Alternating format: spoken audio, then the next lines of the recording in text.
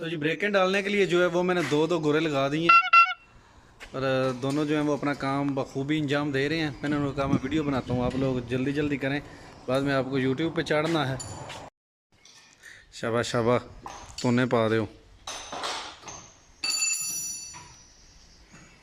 जी। बिस्मिल्लाहिर्रहमानिर्रहीम, अस्सलाम वालेकुम नाज़रीन, उम्मीद करता हूँ खैरियत से होंगे। मैं भी बिल्कुल ठीक हूँ, अल्लाह ताला का बड़ा शुक्र है। आज के एक और नए व्लॉग में मैं आपकी खिदमत में हाजिर हूँ। और ये देखें पीछे गाड़ियों का जो है वो एक अंबार लगा हुआ है और आपको पता तो चल गया होगा कि अपनी लांचा डेल्टा जो है उस पर कोई ना कोई नक्स निकलता ही रहता है।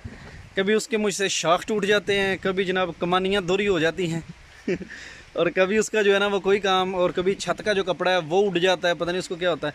आज जो है वो मैं आपको वर्कशॉप पे लेके आया हूँ, सॉरी अपने लांचा डेल्टा को वर्कशॉप पे लेके आया हूँ। और उसके जो बैक जो पिछले टायर हैं उनकी जो डिस्क प्लेटें हैं ब्रेकों वाली वो घिस गई हैं मुकम्मल तौर पे। और उसके जो गुठियाँ होती हैं उसको क्या बोलते हैं, लेदर, वो भी घिस गया थे। फिर वो नया लेके आया हूँ। तो चलें देखते हैं कि वो सामान तो मैं ले आया हूँ, वो तकरीबन आ गया मेरा 70 यूरो का। और वो किस तरह चेंज करते हैं और सारा उस पर कितना खर्चा आता है वो मैं आपको दिखाता हूँ। तो जी भाई साहब, सबसे पहले तो यूरोप के अंदर गाड़ी ख़रीदना इतना मुश्किल नहीं है कि जितना गाड़ी को ख़रीद कर उसको मेंटेन रख कर रोड के ऊपर चलाना मुश्किल है। तो फाइनली जनाब गाड़ी तो हमने ले ली और उसका काम करवाने के लिए फिर मुख्तलिफ़ औकात में मुख्तलिफ़ काम करवाना पड़ता है। जिस तरह के उसके शाखों की मरम्मत करवाना, उसके टायरों की मरम्मत करवाना, यहाँ पे सर्दियों के लिए और टायर होते हैं और गर्मियों के लिए और। तो इसी तरह एक मसला पेश आया कि अचानक एक्सीडेंट से मुझे अल्लाह ने किस तरह बचाया वो भी आपको मैं स्टोरी बताता हूँ। कि ब्रेकें जो थी वो मेरी बैक जो टायर थे उनकी जो डिस्कें थी वो बिल्कुल मेरी सोच से ज़्यादा घिस चुकी थी। तो फाइनली मैंने डिसीजन ये लिया कि इनको चेंज किया जाए, क्योंकि ये किसी भी वक्त किसी बड़े ख़तरनाक हादसे का बायस बन सकता है।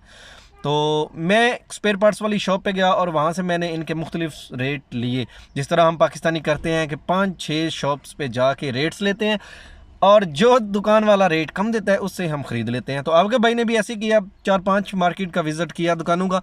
और कोई मुझे 100 यूरो की 2 डिस्कें बोल रहा था विद ब्रेक्स, और कोई सॉरी विदाउट ब्रेक्स, और कोई जो है वो 70 रुपये की, कोई 60 रुपये की। लेकिन मैंने 85 यूरो की डिस्कें ली और 30 यूरो की ब्रेकें ली, जो ब्रेकों के शू होते हैं वो वाले। तो ये शू लेके फाइनली जो है वो मुश्किल होता है कि आपको कोई अच्छा मैकेनिक जो है वो कहाँ मिलेगा जो कम कीमत भी हो और आपका काम जो है वो बिल्कुल आसानी से और सही तरीके से करे कि दोबारा आपको गाड़ी का वही काम बार बार रिपीट ना करवाना पड़े। तो फाइनली ये वाली वर्कशॉप जो थी ये मेरे घर से तकरीबन 3 मिनट की दूरी पे है। तो मुझे जब भी गाड़ी में कोई मसला बनता है तो यहाँ पे आता हूँ। ये चाचा जी जो है इनके बेटे हैं, यहाँ पे वो काम करते हैं, लेकिन ये बहुत ख़तरनाक भी साबित होते हैं। बाज़ औक़ात मेरा जो है वो ये हादसा कढ़ा देते हैं, क्योंकि ये रेट इतना ज़्यादा बताते हैं। अगर नक्स कोई छोटा सा है, अगर आपका एक जो है वो काबले की वजह से जो है वो ख़राबी है, तो ये बोलेंगे जी पूरी किट चेंज कर दी जाए। इसी तरह ही पिछले मंथ मेरी गाड़ी का जो था वो क्लच ब्रेकें क्लच प्लेटें उसकी फ़ेल हो गई थी। तो मैंने क्लच प्लेटें डलवाने के लिए यहाँ पे आया, तो वो कहते हैं जी आपका सारा क्लच प्लेटें और क्लच ये वो सब नया डालेगा, उस पर 1000 तक खर्चा आ जाएगा।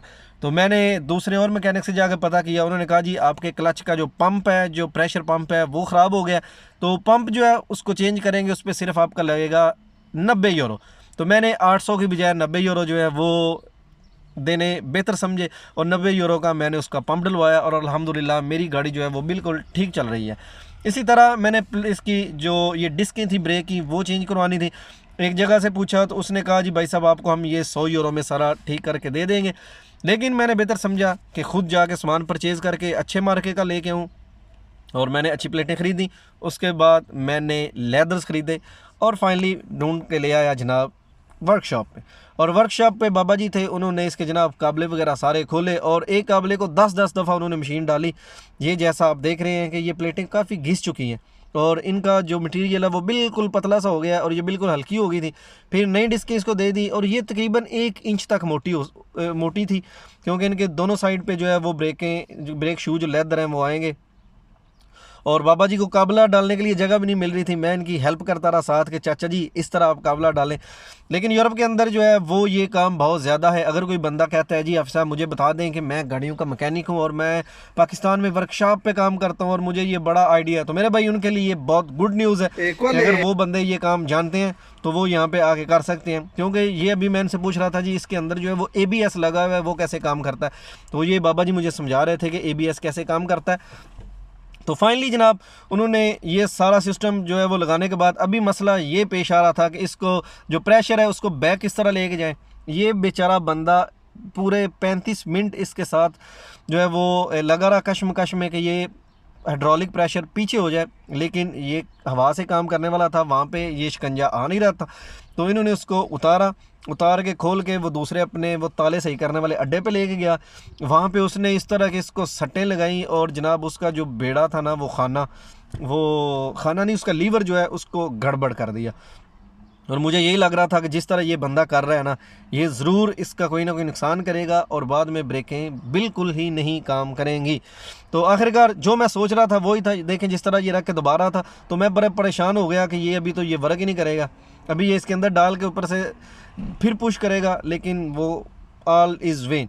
तो खैर जी जैसे कैसे हुआ को इस बंदे ने जो है वो इसको फिक्स करके और इसका जो प्रेशर है वो उसका तेल निकाल के उसको ज़ाया करके और दोबारा से उसका प्रेशर ठीक करके लगा तो दिया। लेकिन अभी तक मैं सेटिस्फाई नहीं हूँ क्योंकि अभी मेरी हैंड ब्रेक जो है वो प्रॉपर वर्क नहीं कर रही। तो खैर बात ये हो रही थी कि जो लोग कहते हैं कि यार हमें बता दें यहाँ पे गाड़ियों का मैकेनिक जो है वो किस तरह काम करते हैं और क्या वो हमें यहाँ पे काम देंगे। तो भाई जिस बंदे को गाड़ियों का काम आता है वो बंदा यहाँ पर सालों में करोड़पति बन सकता है, क्योंकि ये बहुत महंगा काम है और इसके जो है वो यहाँ पे इतनी जो है आसानी से जॉब्स मिल सकती हैं, बंदा इंजॉय कर सकता है। और फाइनली मैंने इसके जनाब 100 यूरो इस पर खर्च किया और मेरी डिस्क प्लेटें जो है वो ठीक हो गई और उसकी ब्रेकें मैंने ठीक की और गाड़ी का प्रोवा करने के लिए उसने गाड़ी नीचे उतारी। तो ये सारा पाकिस्तानी 30,000 रुपया मैंने दिया और आधा घंटे का काम था जिसमें ब्रेकें चेंज की और शू चेंज किए।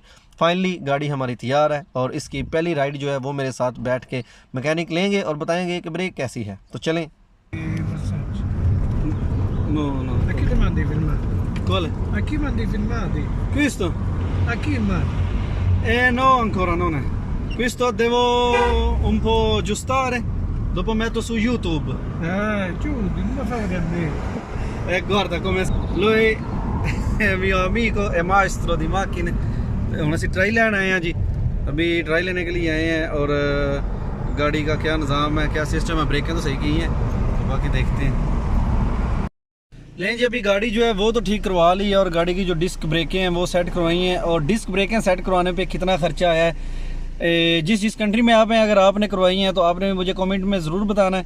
और जो मेरा यहाँ पे ख़र्चा आया है वो तकरीबन आ गया है जी पाकिस्तानी 30,000 और 30,800 रुपया ये ख़र्चा आया यहाँ पे। अब आपने ये मुझे बताना है कि कितने यूरो हो गए हैं, क्योंकि इसमें से मैंने जो है वो 9,000 रुपया इसकी मजदूरी दी है और ऊपर जो 21,000 रुपया है ना, 21,000 रुपया जो है उसका मैंने वो डिस्कें ख़रीदी हैं और ब्रेकें ख़रीदी हैं। तो ये सारा काम अपना हो गया 30,000 में। तो इसको मुझे यूरो का बताना है अपने कमेंट्स में कितने यूरो हो गए हैं। और जो पाकिस्तान से देख रहे हैं वो बताएं कि पाकिस्तान में अगर डिस्कें चेंज करनी है और ब्रेकें चेंज करनी है तो वो कितना उसके लिए जो है ना वो पैसा लगेगा और पाकिस्तान में कितनी मजदूरी लेते हैं। ये 1800 सीसी गाड़ी है, तो बाकी देखते हैं। तो मिलेंगे इंशाल्लाह नई वीडियो में, तब तक मुझे दें इजाज़त, अल्लाह हाफिज़। Per prova